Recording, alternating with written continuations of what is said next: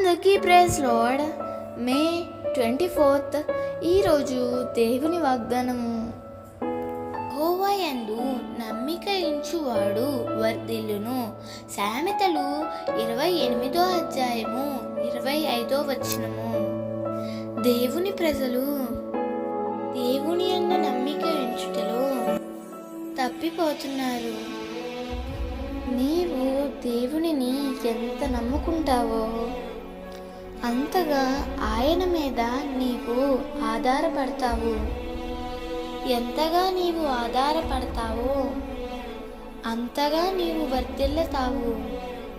ఆనాడు దావీదు ఎంతో గాఢంధకారపు పరిస్థితులలో దేవుని మీద విశ్వాసము తప్పిపోకుండా అలాగే నిలిచి ఉన్నాడు. పరిస్థితులు దావీదును ఎంతగా ఇబ్బంది పెట్టాయో అంతగా దావీదు దేవుని మీద ఆధారపడ్డాడు.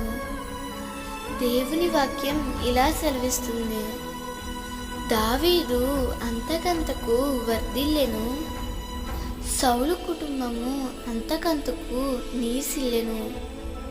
ప్రియమిత్రమా, దేవుని మీద నమ్మిక ఉంచి పూర్తిగా ఆయనకు అప్పగించుకో.